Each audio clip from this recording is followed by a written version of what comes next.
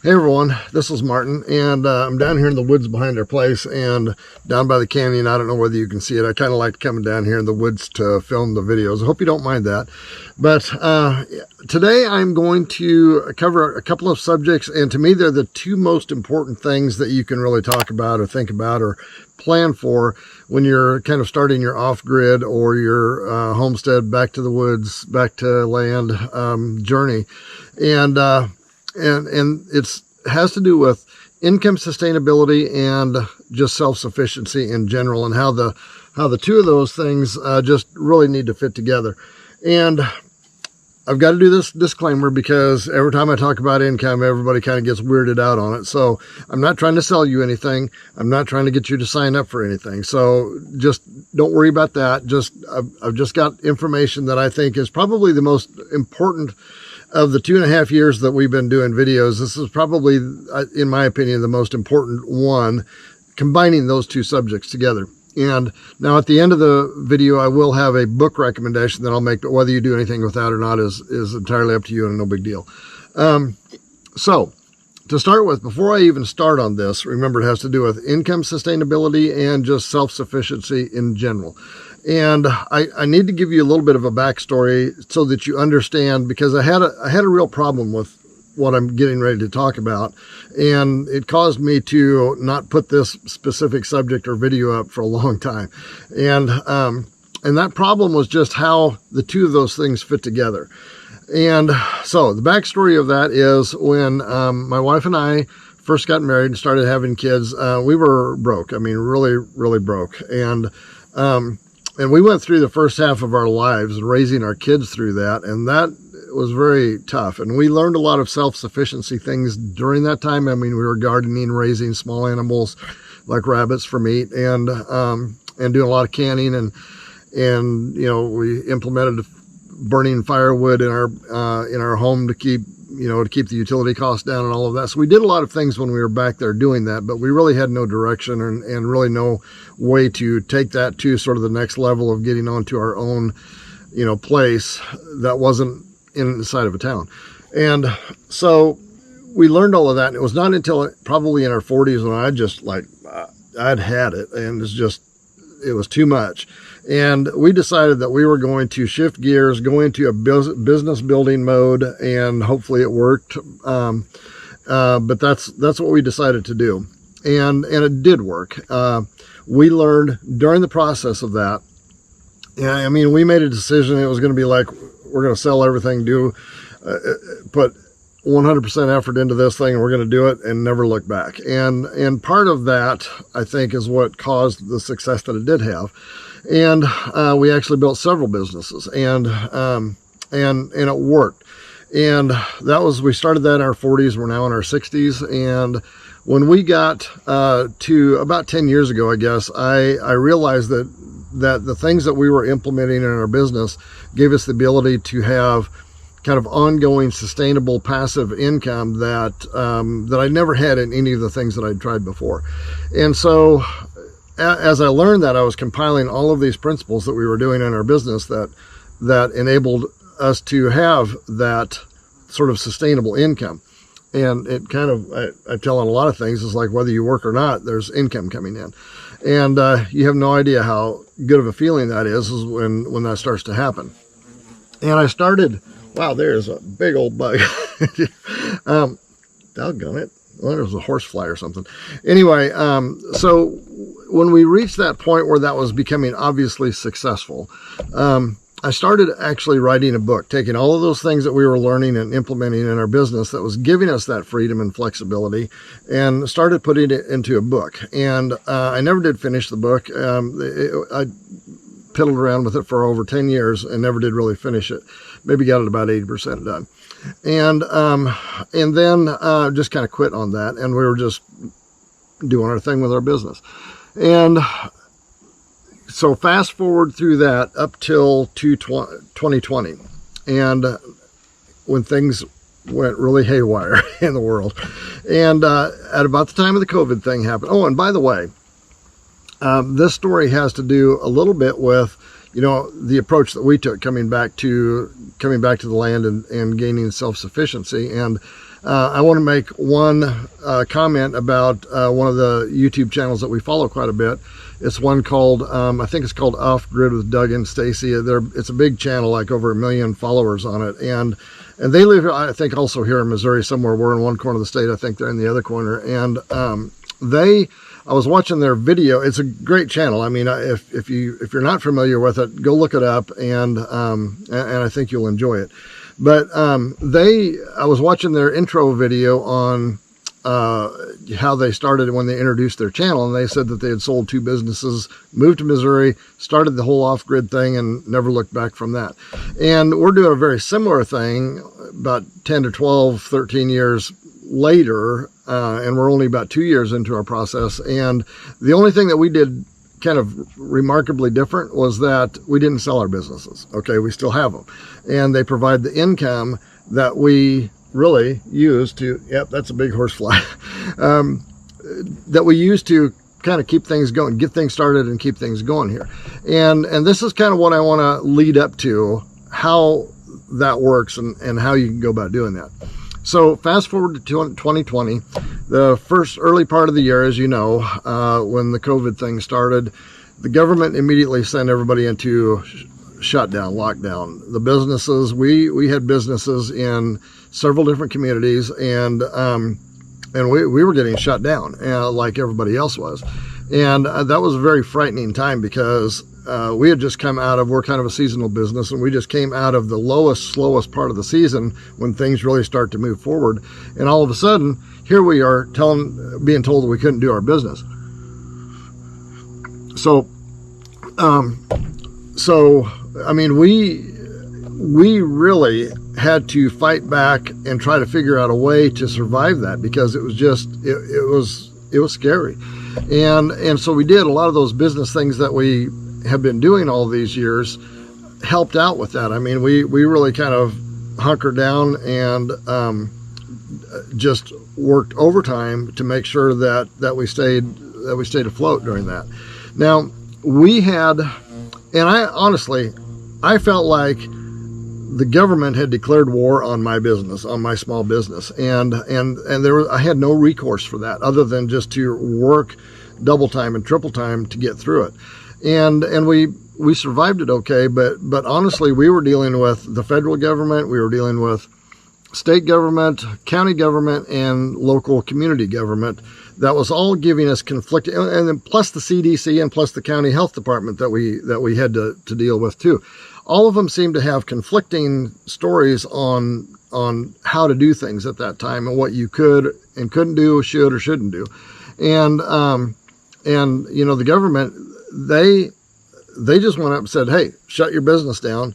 And none of them lost a paycheck, but all of us did. Okay, so that's what I felt like during that time. And the state government, we're in Missouri, they locked down kind of like everybody else did for a certain amount of time. Fortunately, I think they started slacking off a little bit before a lot of the other states did.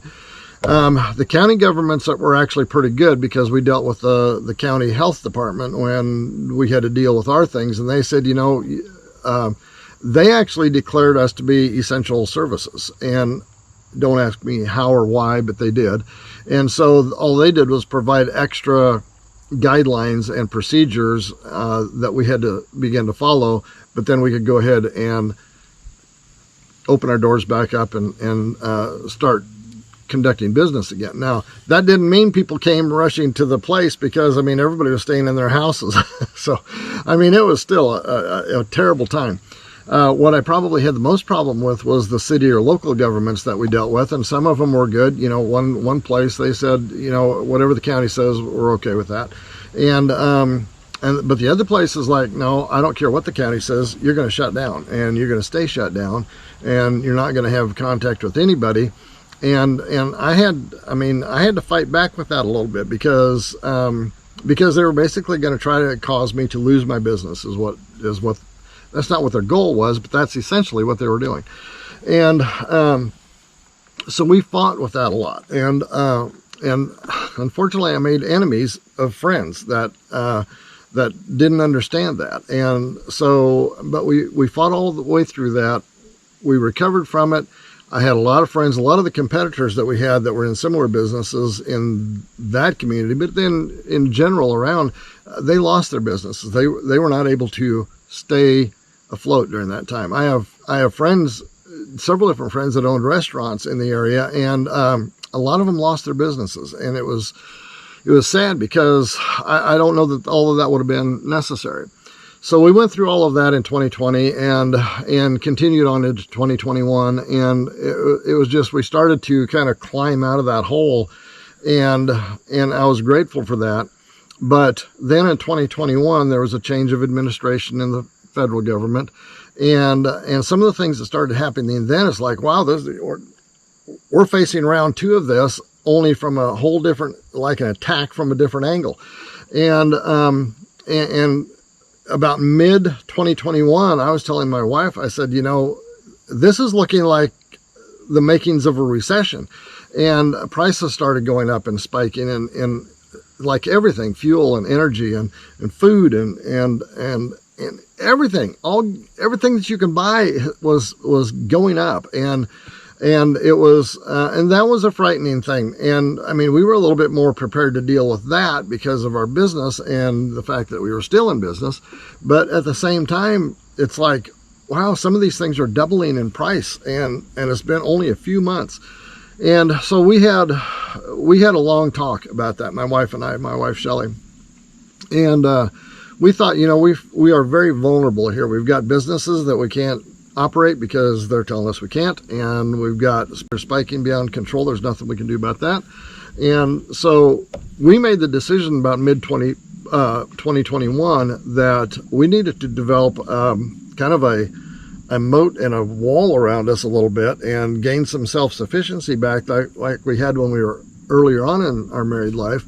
And so we decided that self-sustainability and self-sufficiency was the route that we were going to take. And we took one of our businesses that was kind of a bigger and more labor-intensive one, and decided to go ahead and sell it. So we did sell one business, okay, but for the most part, it was just to get rid of that as a workload liability more than anything else.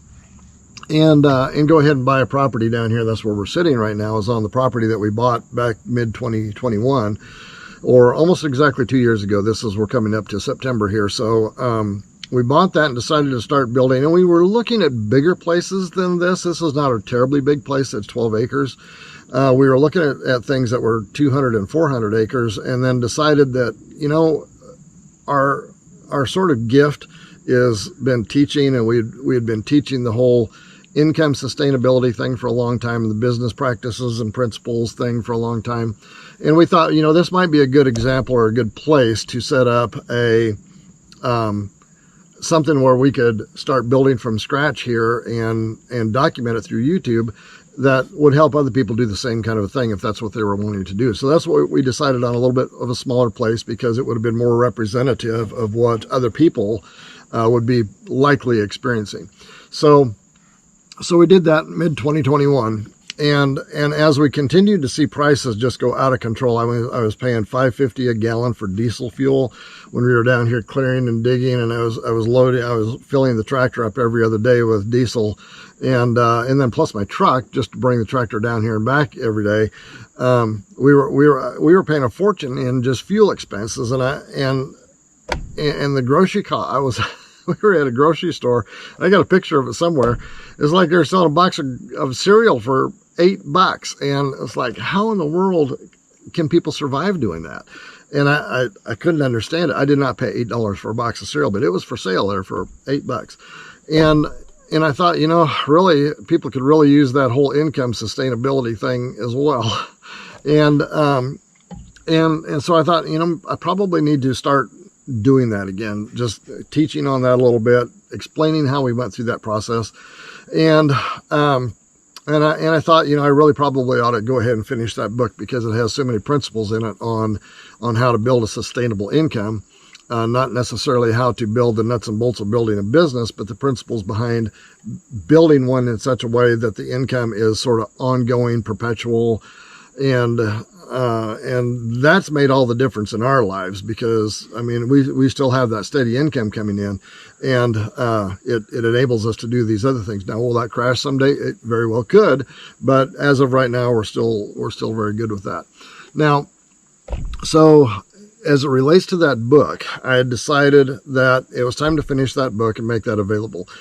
The problem that I had was that a lot of times when people are thinking self-sufficiency and getting back to the land, they're thinking about going cheap and find the cheapest way of doing things and all of that. And so the whole idea of creating any kind of wealth, which kind of that's what these principles lead you to, is kind of mentally in conflict with that, I guess, is maybe how I would say that. It's hard to embrace one thing and still embrace the other thing when they seem to be so much opposite from each other. And now I believe differently than that. I believe that income sustainability and self-sufficiency ought to fit like that. And we are doing that and down here, and it makes what we're doing down here possible, where it would be very difficult if it weren't for that to make that quick of a transition of what we did. And so I struggled with that. I mean, if you struggle with that thinking, because the name of the book that I wrote was Wealth Creation, and wealth creation is relative. Okay. You can do it on a small scale or you can do it on a large scale. I heard a definition of wealth one time that says wealth is, the amount of time that your current income takes you down the road. And if it only takes you 1 week down to the road till payday, and you have to create another payday in order to survive the next week, you've got 1 week's worth of wealth. You can survive 1 week before it's gone, and you've got to do it again. Where if you have unlimited income that's coming in, even if it's only a couple of $1,000s a month, but that's all you need to continue to go month after month after month after month, then you have infinite wealth, because what you've got coming in, even though it may be only a couple $1,000s, it will sustain you forever at that rate or that pace. So wealth is relative, okay, to what you need to get by. So we're not terribly wealthy, but what we do have is we have this steady source of income that comes in every single month that sustains our lifestyle. So in that regard, we have an infinite amount of wealth, because we don't ever have to really stop and go earn more. Okay. And so that's what I'm talking about. And if you can combine that with the self-sufficiency techniques, and obviously if your self-sufficiency efforts bring your costs down to half what they maybe were 2 years ago, and you bring your income up to an amount that sustains those costs, then all of a sudden you've got sort of infinite wealth. You can go through life without ever having to worry about trying to get out and hustle for another paycheck. So that's what those two things mean when you talk about working them together. I still understand that when people hear the word wealth and they try to relate it to self-sufficiency, it's like two opposite paradigms. Okay. So you're going to have to kind of get to the idea that the two of them really can work together, and life works better when they do. Right. So I finally went ahead and finished publishing that book earlier in the year. And it really does have just the things to do with what we learned in business. Again, not trying to hustle you for anything. You don't go to that and you sign up for my program or anything like this. Nothing like that. I just made a book and teaching the things that we learned that work well for us. And even to the point of the day when it came time to actually hit the publish button and upload the manuscript to the publisher, I couldn't do it. I thought, what are people going to think? They're going to think, well, he's just a rich guy that's down there doing his thing. And that's really not the case. Okay. It comes down to, we have enough income to sustain our lifestyle. And to me, that's wealth. Now, obviously, if you really are into the wealth thing and you want to build it up, you can layer those principles over and over and over again. And you really can create a significant amount of wealth if you want to. We just reached the point where we're 60 some years old, and it's like, I'm done. I want to go relax and take it easy.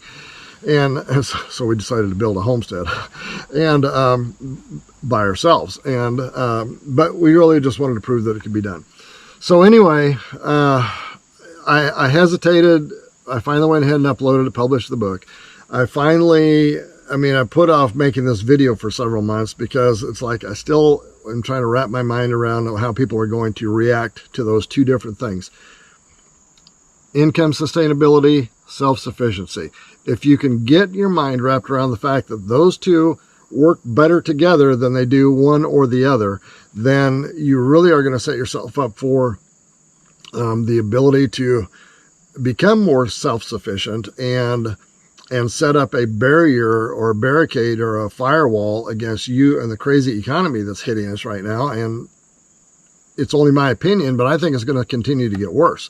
So anyway, that's what I wanted to talk to you about. It's a long video. I know, I'm sorry, but it's so important, because if you're one of the ones that are sitting there wishing you had a pathway to get back to the land, to start creating some and you can create self-sufficiency right where you are right now. You can always improve things no matter where you're at. But if you want to get back to a piece of land, start spreading out, building your own big firewall around your own personal economy so that the weird economy out there doesn't affect you so much, then these things will really help you do that. Now, if you stayed with me to the end, first of all, I congratulate you. I want you to make a sign, or sign your name, or put an X or something down on the comments below. I want to know that you stuck with me to the end, because I do have a surprise that I want to give you. And it really is a gift. If you, and by the way, I'll put the link to the book down in the description below, and you can either get it through Amazon or you can get it directly from us. And what I want to do is, my wife has written a book as well. It's a 90-day devotional book that she has written, and and that one's available on Amazon too. I'll put a link down there for that one. But if you decide that those two books are interesting, and you can do either one of them if you want, or none of them if you want. But if you decide that you want to do them both, okay, if you order them through Amazon, I can't really do anything about that. But if you order them direct from us, then we would do the two books for you, and I will save your shipping address, because right now my wife is just to the point of publishing a second book of 90-day devotions. And if you purchase those two books through us directly, then I will save your information, and when we get that one published and shipped to us, we'll send you one of those free of charge. It won't cost you anything. And that way you'll get her second book as a bonus if you buy the two of them. But you would have to get them from us, otherwise I don't have any idea who you are. So anyway, we'll put contact information down there, and then we'll kind of work out how that works. So anyway, I'm going to let you go. Thanks for sticking with me to the end on this. It's an important subject, and share it with others if you want to, if you feel it's important. If you do feel like there's some value to that, or if you would subscribe to our channel, hit the notification bell, turn it to all, and thanks for going along on the journey. I mean, we're still building down here. We've got a lot of stuff that we still want to accomplish down here, so we're going to continue to develop videos, and I am in the process of doing a video series that's going to be a 30-day task list, I guess you might call it, to build your pathway, your plan to going back to the land. And it's just going to be one thing after another that you can go through and do that helps you get a plan together, so that you can start moving in that direction. So that's coming up real soon. I'm going to try to have that published by the end of September. Anyway, that's it. I appreciate you sticking with. Subscribe, hit the notification bell, and we'll see you next time. If you've enjoyed this video, give it a like and a share, and don't forget to hit the subscribe button down below and the notification bell. See you next time.